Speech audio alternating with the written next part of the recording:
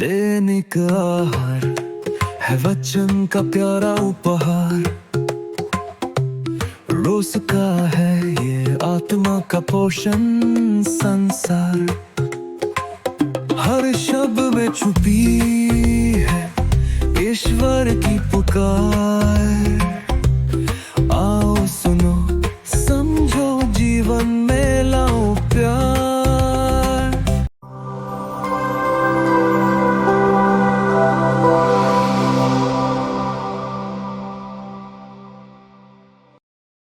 हम अक्सर ईश्वर को प्रेम और शांति का प्रभु मानते हैं, लेकिन आज के सुसमाचार में प्रभु यीशु की बातें हमें परेशान कर सकती हैं, क्योंकि वे कहते हैं, यह ना समझो कि मैं पृथ्वी पर शांति लेकर आया हूँ। मैं शांति नहीं बल्कि तलवार लेके आया हूँ। मैं पुत्र और पिता में, पुत्री और माता में, बहू और सास में फूट डालने आया हूँ।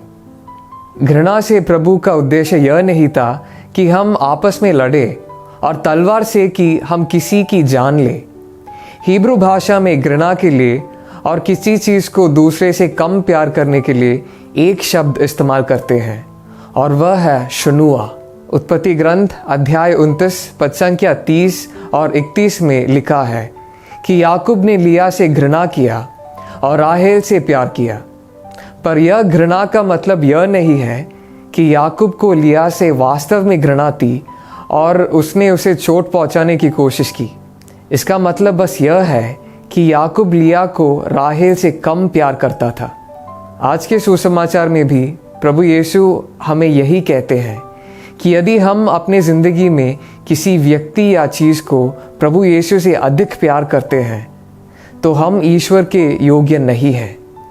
पर तलवार से उसका क्या मतलब था? शिमयोन ने माता मरियम से यह कहा था, एक तलवार आपके हृदय को आर पार दे देगी। अब्राहम के जैसे कुछ साल में माता मरियम अपने पुत्र को कालवरी पर त्याग देने वाली थी। ईश्वर के लिए हम अपनी ज़िंदगी में से जो कुछ भी त्याग देते हैं उसका प्रतीक है यह तलवार। ईश्वर ने हमें सबसे ज़्यादा प्यार किया और अपने जीवन हमारे लिए त्याग दिया। इसलिए अगर हमें उस ईश्वर का योग्य बनना है तो हमें भी सबसे ज़्यादा उसे ही प्यार करना है और उसके लिए कुछ भी त्याग देने के लिए तैयार रहना है। जैसे कि प्रभु यीशु खुद हमें आज के सुसमाचार में बोलते हैं, जो अपने पिता या अपनी माता को मुझसे अधिक प्यार करता है वह मेरा योग्य नहीं है। जो अपने पुत्र या अपनी पुत्री को मुझसे अधिक प्यार करता है वह मेरे योग्य नहीं। जो अपना क्रूस उठाकर मेरा अनुसरण नहीं करता है वह मेरा योग्य नहीं। तो आइए हम अपने को उस ईश्वर के योग्य बनाए जिसने हमसे इतना प्यार किया कि हमें पापों से बचाने के लिए अपने को क्रूस पर बलिदान कर दिया। ईश्वर से प्रतिदिन प्रार्थना करें और उसकी कृपा मांगे, क्योंकि नबी यिर्मयाह की पुस्तक अध्याय 29 पद संख्या 12 से 13 में हम पढ़ते हैं, जब तुम मुझे पुकारोगे और मुझसे प्रार्थना करोगे तो मैं तुम्हारी प्रार्थना सुनूंगा।